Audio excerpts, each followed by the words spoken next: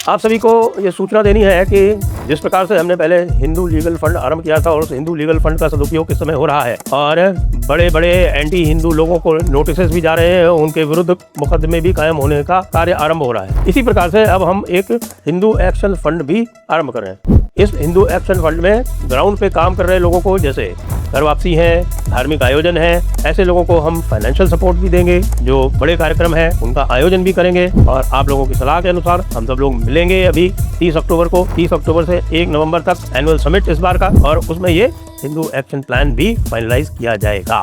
तो इसलिए आप सभी से अनुरोध है कि जी खोल के हमें कंट्रीब्यूट करें। लिंक नीचे डिस्क्रिप्शन में दिया हुआ है। नमस्ते, आप सभी से अनुरोध है कि कृपया हमारे चैनल को सब्सक्राइब करें, वीडियो को लाइक भी अवश्य कर लें। आज मंगलवार हो गया, FCRA bill, delimitation bill, constitutional amendment bills अभी तक प्रस्तुत नहीं किए गए हैं। अर्थात ऐसा धीरे धीरे लगने लगा है कि राहुल गांधी और विपक्ष अपनी योजना में सफल होता लग रहा है मुझे, क्योंकि यदि इस हफ्ते में ये बिल पास नहीं होते हैं तो अगला हफ्ता जो है वो अंतिम हफ्ता होगा और उसके बाद फिर 15 अगस्त आ जाएगा। 15 अगस्त के पहले 13 अगस्त को इस सत्र का समापन निश्चित किया गया है।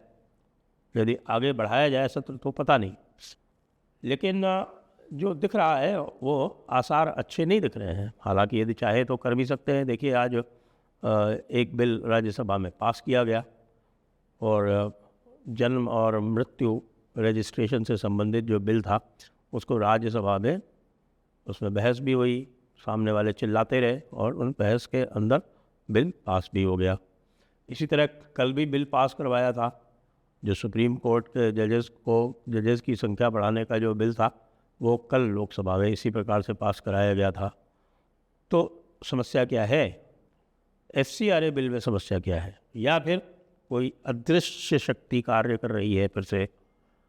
एक बार आप जान चुके हैं कि FCRA बिल को एक बार आगे बढ़ाया जा चुका है, लेकिन इस बार तो जो है वो कई बार लीक किया गया मीडिया में और ये बताया गया कि ये जो है मोदी सरकार की जो दृढ़ इच्छा शक्ति है उसका एक परिचायक है कि ये FCRA बिल ये तमाम अंतर्राष्ट्रीय दबावों के उपरांत भी लाया जाएगा और पास किया जाएगा। अब कृपया ये करके तो दिखाएं। मुझे लगता है कि आज के युग में मोदी सरकार के पास यदि ऐसा कोई पैमाना नहीं है जिससे कि वो अपने वोटिंग ग्रुप की इच्छा जान सके, मंतव्य जान सके, तो ये एक बड़ा शोचनीय प्रश्न है। आज के युग में ऐसे साधन उपलब्ध है, संसाधन उपलब्ध है, और विशेषकर जो पार्टी ये कहती है कि वो हर बूथ की मैपिंग वो कर चुकी है, तो उसको हर बूथ पे मोटा मोटा पता होना चाहिए कि उसके जो वोटर हैं वो कौन है। तो क्यों नहीं उन वोटर की एक डेटा लिस्ट बना लेती है, एक डेटाबेस बना लेती है और समय समय पर उन वोटर्स से रेफरेंडम कर लिया करें, इंटरनल रेफरेंडम। अब भाई 12 करोड़ लोग या 21-22 करोड़ लोग जिन्होंने बीजेपी को वोट दिया है, उनका डेटाबेस आजकल बनाने में क्या डिफ़िकल्टी है, क्या मुश्किल है, क्या कठिनाई है? कोई कठिनाई नहीं है। वही बूथ कार्यकर्ता जो सक्रिय रहते हैं चुनाव के समय पर, वही बूथ कार्यकर्ता आपका यह काम पूरा करके दे देंगे। आपको केवल एक उनको टैबलेट बना के देनी है या एक ऐप बना के देना है, जिसके ऐप में उनको फीड करना है और वो किसी भी लैंग्वेज में फीड करें उसका ट्रांसलेशन हो जाएगा। वो एक भाषा में आ जाएगी। वो आप अंग्रेज़ी में चाहे अंग्रेज़ी में कर ले, हिंदी में चाहे हिंदी में कर ले, तमिल में चाहे तमिल में कर ले। लेकिन जब इस प्रकार के प्रश्न उठा करें तो ये तो देख ले कि FCRA के लिए आपका वोटर बेस कितना व्यग्र है। मैं तो ट्विटर पे ही छोटे मोटे जो है ये प्रश्न कर लिया करता हूँ, और चूँकि मुझे पता है कि मेरे फॉलोअर्स जो हैं वो अधिकतर मेरे ही विचारधारा के लोग हैं, तो मुझे पता चल जाता है कि भाई कितने इसमें समर्थन है और कितना नहीं है। और FCRA के लिए मैं देख रहा हूँ कि कोई 99% समर्थन चल रहा है। तो जिस विधेयक का आपका वोटिंग ब्लॉक 99% समर्थन कर रहा है, उसमें हिचक क्यों? सदन क्यों नहीं चल पा रहा है? उदाहरण ले लेते हैं, कांग्रेस से ज़्यादा उत्पाती समाजवादी पार्टी के लोग हैं, पूरी दुनिया जानती है। और समाजवादी पार्टी के लगभग 112 विधायक हैं, और जो विपक्ष जो समाजवादी पार्टी के साथ मिला था उनके साथ कोई 125 विधायक उत्तर प्रदेश विधानसभा में हैं। आज उत्तर प्रदेश विधानसभा में समाजवादी पार्टी वाले नारेबाजी कर रहे थे राम मंदिर की चढ़ावे में हुई अनियमितताओं के संबंध में। तो पहले तो सतीश महाना जो वहाँ के स्पीकर हैं उन्होंने ये पूछ लिया कि भाई ये पहले आप तय कर लो कि जिन्होंने चंदा दिया है वो पहले वो चंदे की रसीद लेके आए, तब मैं उनको अलाउ करूँगा प्रश्न पूछने के लिए, क्योंकि जिन्होंने चंदा दिया ही नहीं उनको चंदा चोरी से अर्थ क्या है, चंदा चोरी से उनको मतलब क्या है। बड़ी अच्छी बात की, लेकिन असली बात होती है तब जब कोई बदतमीज़ी करता है, कोई सचिन यादव नाम का एमएलए, और सतीश महाना उसको निकाल देते हैं, पूरे सत्र के लिए निलंबित कर देते हैं। पूरे सत्र के लिए निलंबित केस करने के साथ साथ ये भी कह देते हैं कि आपकी सदस्यता रद्द करने की कार्रवाई अब मैं करूँगा। संक्षिप्त सा उत्तर होता है मुख्यमंत्री जी का, और उसके बाद सदन जो है वो स्थगित हो जाता है। कोई ऐसे कोई महत्वपूर्ण विषय है भी नहीं। आपके अनुदान की मांगें जो आती हैं, सप्लीमेंट्री जिनको बोलते हैं, उसके लिए सत्र लाया गया है और अनुदान की मांगें पारित हो जाएंगी और सत्र समाप्त हो जाएगा। तो सरकार ये कार्य राहुल गांधी के साथ क्यों नहीं कर पा रही है?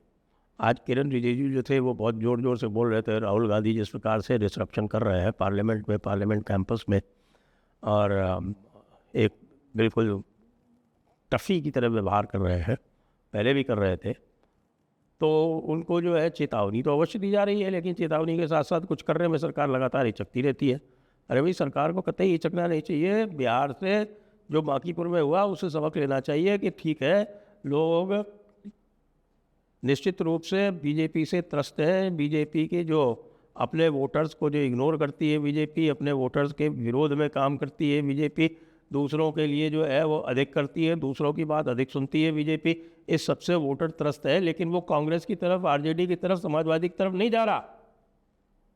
प्रशांत किशोर को जिता के उसने ये दिखा दिया कि कुछ भी हो जाए भैया, लालू की तरफ नहीं जाएंगे, मुलायम की तरफ नहीं जाएंगे, कांग्रेस की तरफ नहीं जाएंगे।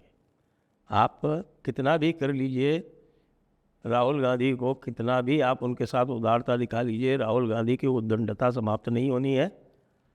और जितना आप उनकी उद्दंडता को सहन करेंगे, आपके वोटर आपसे उतना ही खिन्न होंगे। ये स्पष्ट होता जा रहा है। तो करिए ना उनके साथ में, यही कीजिए जो सतीश महाना ने किया सचिन यादव के साथ में। कहाँ समस्या है? आपका जो अपना विधायी कार्य है उसको पूर्ण कीजिए। जितने हंगामा अभी कर रहे हैं, राहुल गांधी को निलंबित कर देंगे तो उससे अधिक थोड़ी ही कर पाएंगे। केजरीवाल ने भी किया हंगामा, आज फिरोजशाह रोड पे उनको रोक लिया गया और उन्होंने धरना वरना दे दिया और उनकी गिरफ्तारी हो गई। और उनका जो उद्देश्य ये था कि उनको ये लग रहा था कि माइलेज के मामले में वो पीछे रह गए। थोड़ा बहुत कॉकरोचेस से भी जरा परेशान है, क्योंकि कॉकरोचेस जो है वो उनको उतना भाव नहीं दे रहे जितना आरंभ में दे रहे थे।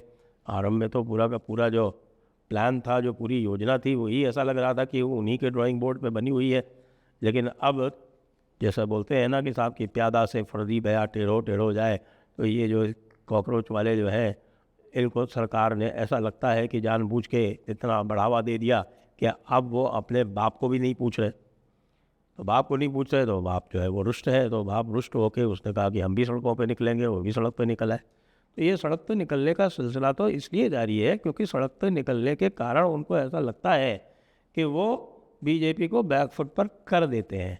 यदि बीजेपी बैकफुट पर ना आए तो फिर ये भी समझ जाएंगे कि इनके जितनी भी योजनाएं हैं, ये जितनी भी इनके उद्यम उद्योग हैं, ये व्यर्थ हैं। तो फिर वे भी 10 बार सोचेंगे ये सब करने से पहले। लेकिन हर बार जब उन्होंने ये किया है, हर बार जब उन्होंने डिसरप्शन किया है, हर बार जब उन्होंने व्यवधान किया है, भारतीय जनता पार्टी ने उनको प्राणवायु दी है। उसी का परिणाम है ये। अब मैं एक बात और कह देता हूँ कि यदि इस सत्र में इतना सा हाइप बनाने के बाद आप FCRA बिल और डीलिमिटेशन बिल ये नहीं पास करवाते हैं तो जो आपकी एक छवि बनती जा रही है कि आप अपने विरोधियों की अधिक सुनते हैं और अपने समर्थकों की कम सुनते हैं, इस छवि में और चार चांद लग जाएंगे। और ये जो आपने एक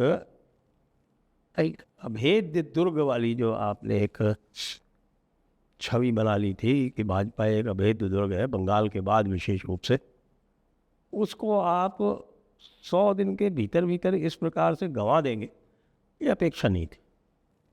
और फिर से मैं कह रहा हूँ कि अपने बूथ वालों को सक्रिय कर दीजिए, बूथ वालों से कहिए कि आप ये पूरा रिकॉर्ड लेके आए और ऐसे मुद्दों पर आपकी जनता यानी आपके वोटर क्या चाहते हैं इसका रेफरेंडम लेने का एक एक्यूरेट सिस्टम बना लीजिए। जो आपने यूजीसी में किया वो भी आपका जो वोटर बेस है वो 80% आपके कृत्यों के विरुद्ध है, आपका वोटर बेस जिसमें हर वर्ग के लोग सम्मिलित हैं पूरी तरह से। यूजीसी में ओबीसी को सम्मिलित करने का विरोध तो एससी एसटी भी कर रहे हैं। वो कह रहे हैं यही लोग तो हमको प्रताड़ित करते हैं और इनको ही आपने विक्टिम बना दिया इसको। तो ये एक फीडबैक की कमी जो है, एक बहुत बड़ी कमी मुझे इस समय दिख रही है भारतीय जनता पार्टी के साथ। राजीव गांधी, राहुल गांधी और केजरीवाल को तो छोड़िए, सीजेपी से भी आप निपट नहीं पा रहे, तो फिर किससे निपटेंगे? जय हिंद, जय भारत, वंदे मातरम।